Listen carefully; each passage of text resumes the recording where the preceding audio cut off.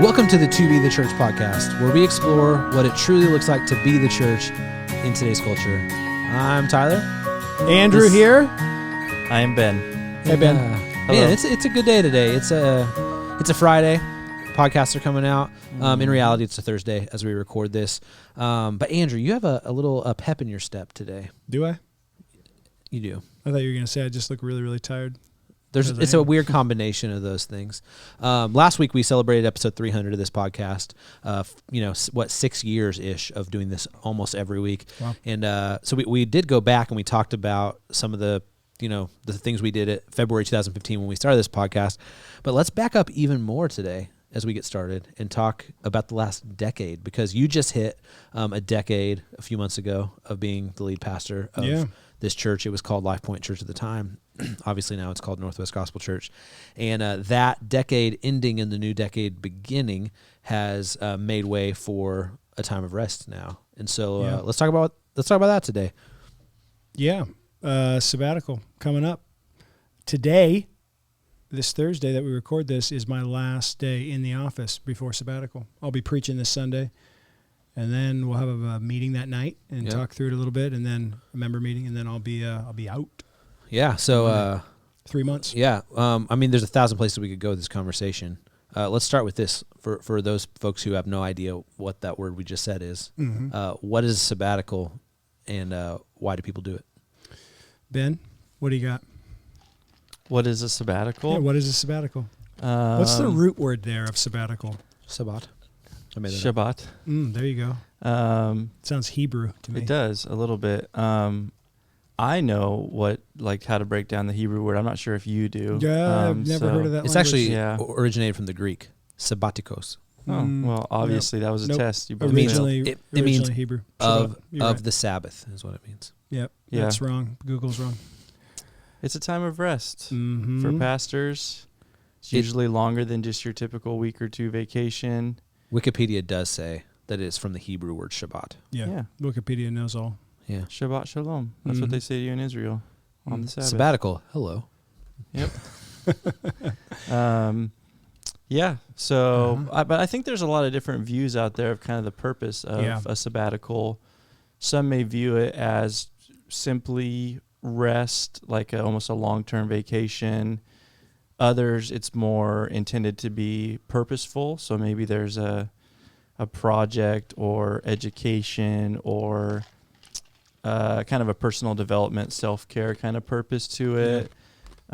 So I've heard of churches doing different things, but tell us about your sabbatical, what the purpose of it is, what you're going to do. Yeah. As we've explored this, and going back at Northwest Gospel here to our Life Point Church days when I first got here, we've always, as elders, and as we've been putting together kind of the staff, and as there's more longevity in the staff, a desire of ours for years was to put in place a policy where for rest and kind of rejuvenation for our team members. And so a few years ago, one of our guys took a sabbatical, Sam. And that was specifically for kind of some rest, some coaching, counsel, kind of a family-oriented thing, just to give him a break in that regard. And so out of that we wrote a policy for it, and so I was kind of the next in line here to take one. And after 10 years now, man, it's almost 6 months ago that we celebrated that 10 year, right? So. Oh wow. So about 10 and a half years in, and we're going to do a 3-month one. And so you're right, there's always purpose to it, but like you were saying, there's sometimes those purposes that are like specifically related to changing up your schedule, taking normal duties that you would have on a week-to-week basis off of your plate so that you can focus on some other big task. So writing, or I got a lot of friends right now that are taking sabbaticals in the next year or two to write doctoral dissertations, or sometimes book projects. You see it a lot in the academic world. That's a real big part of the academy. College professors, seminary professors who have pretty regular sabbaticals, and usually the intent of that is to write.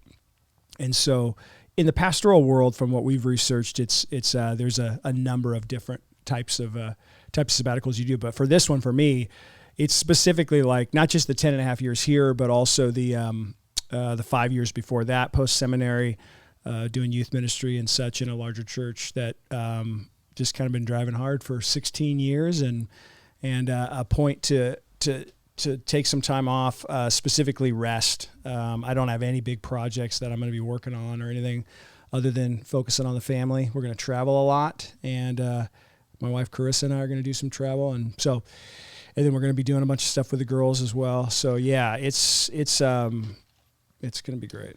Let me ask you this. So obviously family is going to be a big priority. Yep. Quality time, making memories, loving your wife and daughters well.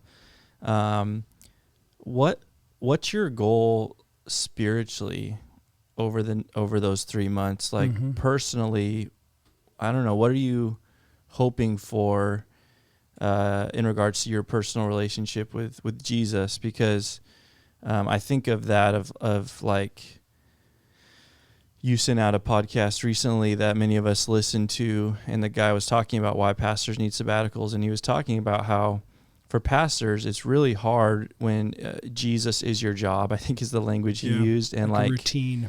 Yep. Your spiritual life gets almost like professionalized, and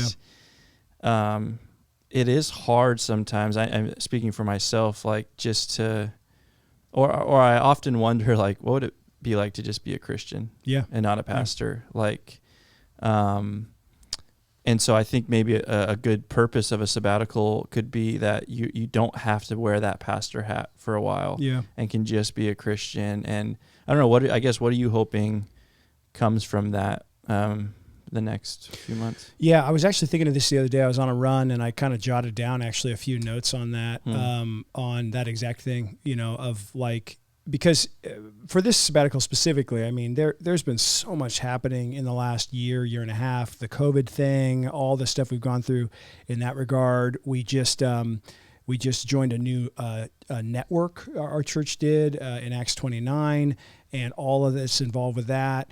And there's been just a lot, and I would say that that's a good way to describe the last decade plus. Is there's just been a lot, man, a lot of church revitalization, a lot of stuff that we've gone through and overhauled, and all sorts of stuff. So yeah, I think like you've been, my whole adult life I've been, in my whole vocational life I've been in ministry, and just pulpit week to week, and driving hard in that regard. And so I think the number one thing is, this idea of identity, so spiritually for me, I think the point where for 13 weeks not being in the pulpit, where, I mean, I had one break that was, over a month in the time since I've been here, where I was out of the pulpit for more than a month consecutive. But that's like, there's like been one or two of those basically in the time I've been here. I mean, the first several years, I never even had two in a row that I wasn't preaching, So there's been a lot of years where to not be preparing a sermon or not be, bearing that weight of the pulpit, that just to have 13 weeks where I'm not going to be preaching, that's going to just be unreal. It's been since I was 24 years old that that kind of a break from a pulpit has not been a thing. And so I think my identity, you can, we're reading a book right now by Paul Tripp, Our Leadership Is, called Lead. And one of the things he talks about is this identity exchange that you can go through in ministry, where your identity becomes, like, ministry becomes your identity, and it's very dangerous because then you begin to exhibit control or fear or lots of different types of emotions, pride that is wrapped up with like having control of things and doing all that. And so I think just being an identity as a child of God, as a son of God, as a Christian, we're going to be able to, my wife and I will be able to attend a number of different churches, even in different states during this time. And so to be able to like walk into a church where no one knows you and be able to just hear the word, or where very few people know you, that'll be really, really cool.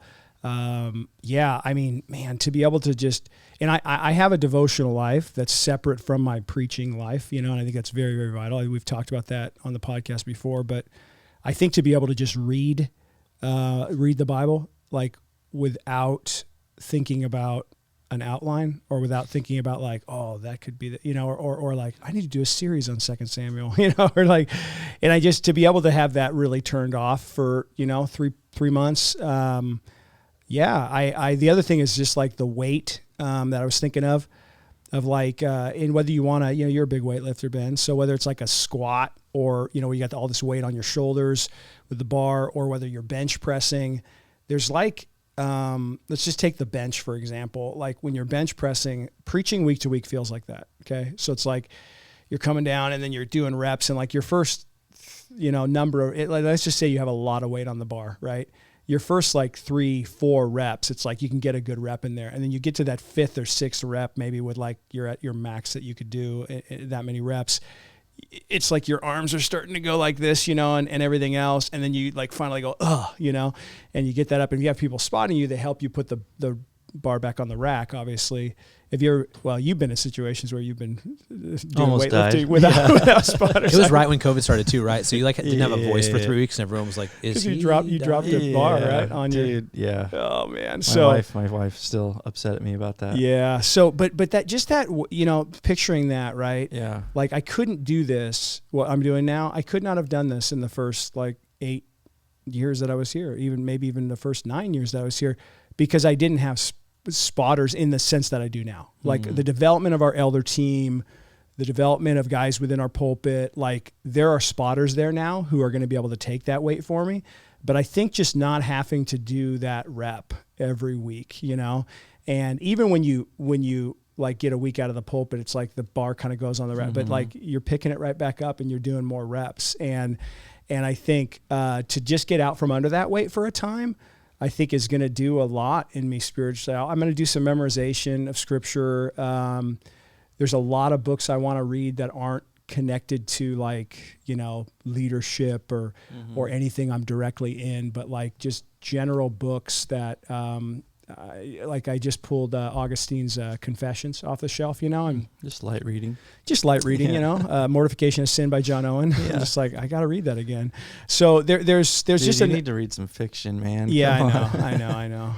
But I think to push on that, or to extend that metaphor you were saying about weightlifting, like we've talked about how with your sabbatical, it's like it's proactive, not reactive. Yes. Yep. And like there's a lot of debate within the weightlifting world of like, should you always go to failure or not? And it's like, because there is a point where your muscles fail and you can go no further. But a lot of people say, no, you should take breaks and even extended breaks and never get to that point so that you have longevity.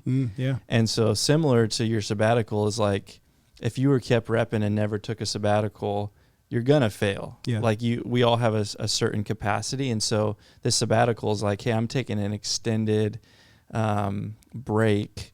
They call it like a deload week where I'm totally breaking because I want to come back even stronger, even fresher, even healthier. And so I see that with you. It's like you and the elders haven't allowed you to get to failure yet, which is good. Yeah. And then now this break is going to extend you even longer. So I think it's really healthy. Yeah. And on that subject, I know a ton of people from our church obviously listen to our podcast here. And that's why this is good. This is coming out the week I'm beginning this sabbatical, because there are all those questions. Like, you know, people see pastors take sabbatical for different reasons. And, you know, a lot of times, and I think you see people in churches, and I've even seen some people here that again, know me and know our church or maybe some who are newer to our church, and they'll kind of get wide-eyed a little bit of like, why is Andrew taking a sabbatical? Is he okay? Is there something going on in his family? Is there some health issue? Is there something where the elders are going, man, we need to get him some time off for some reason?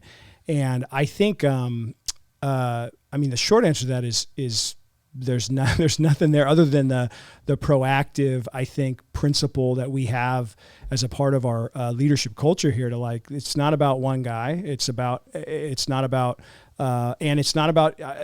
this continuous hard driving and you know, you talk about the point of failure, like, you know, I take Sabbath every week in the sense of like, I take days off. I do take those times. We take vacation times every year. So there is that normal rhythm that's there. This is just different, you know, and that's why you don't take a sabbatical every year, but this is different. Like a sabbatical time is like kind of extended rest that, you know, at least with our policies, that's like, it's not often that, you know, if somebody's on staff here for 20, 30 years, like they might have a few sabbaticals in that time. So it's very unique. Again, I'm in my 11th year before I take one.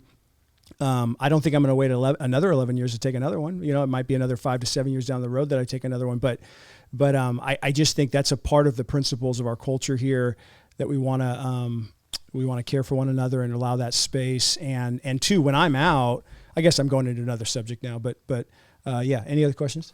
Or I don't want to just monologue it. Yeah, I don't know. It's interesting. Growing up as a pastor's kid, I always thought sabbaticals were just for the church. Like I thought it was just like a religious clergy thing, you know. Okay. And for a long time they were either only clergy or super high level leadership at large companies. And so even just while you've been talking, I've been doing just a bit of research, and the percentage of companies as of 2020 that offered sabbaticals for their leadership is up to 19 to 23%. Interesting. Including that's across all industries. Yeah, across all industries, including companies like Nike, like Birchbox, like all these like larger retail companies are even doing that.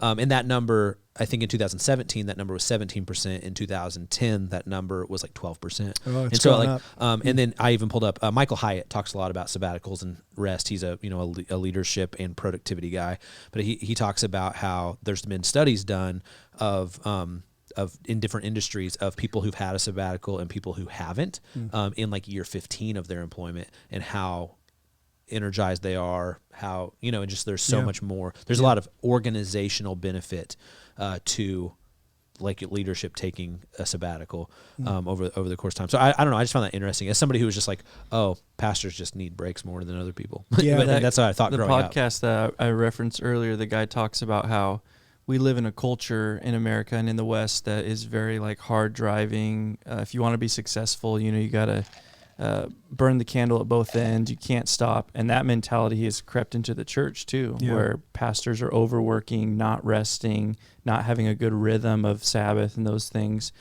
And so that's another reason, just culturally, and that's probably why you see it outside the church, is like it's a response to, hey, like we don't know how to rest. We don't know how to not be going 100 miles an hour all the time. And a lot of pastors, that's why I don't know what the rate is, but so many pastors burn out. That's why there's whole books and conferences about avoiding burnout. Yeah, what's interesting too is like here at our church, I think this type of culture has been in place for a long time, in terms of like our leadership culture, wanting to care for our leaders and providing that safe space for leaders to be human beings and everything else. And that really is in place. And even as it relates to this sabbatical, like I'm not taking this in year 11 because I've finally convinced our elders to do it. Like, I mean, the elders around me have been like wanting me to take a sabbatical probably for the last 3, 4, 5 years. Like that's been a conversation between like, hey, they've been like, Andrew, get out of here. Yeah. Get leave. Out of here for 3 months. But it's like, Andrew, when are you going to take a sabbatical? Hey, when are we going to put that policy in place? And part of even the timing of this is like probably more me than anyone, and that's where I wanted to springboard off what you were saying, Ty, because that's kind of where I was going to go before you talked. There was the organizational health, like the things.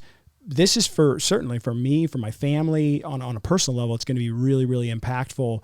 A time of rest, but I also think it's really, really good for the church. It's really good for the rest of the elders, for you two guys, for the rest of the guys that'll be serving here in the pulpit in leadership. That'll be kind of bearing the weight that I normally would be under from my role, and that'll be shifted to you guys in a lot of ways, in a lot of small ways, but then in some big ways as well. And I'm not going to be plugged in. My phone's not going to be on. You're not going to be, going, hey, Andrew, there's something going on. What do you think we should do with this? And you guys are ready for that. The whole elder team's ready. The leadership's ready for that. But it's also going to be good for the organization in that regard to and the leadership, the church overall, to not only hear from different voices in the pulpit, but also to just for leaders to be able to grow without me here. I mean, I know Max has said you guys are actually going to get stuff done because I'm not going to be around. That's right, Max. What's spoken in the dark is seen in the light.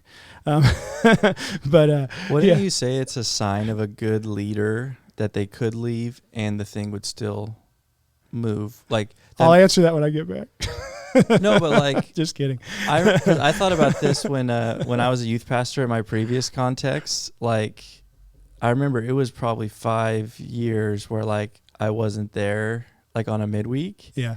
And I was like super nervous, but I felt like that was something I had worked towards. Like, how can I equip leaders within the church and train people up so that it's not dependent upon me? Yeah. And that's what I mean. Like, I think a good leader, if they're equipping Ephesians 4 style, like, then things shouldn't fall apart when they're there, even though our flesh kind of wishes they do because we want to feel important and significant. My flesh. I don't know. Maybe my flesh does, but I don't. I like obviously I'm just saying, like, sure. In the insecurities maybe in my life and stuff, there's been those feelings, but I think NGC is going to do well and thrive and continue to grow without you, which is a sign of your leadership, that you've equipped and you've surrounded yourself with other good leaders.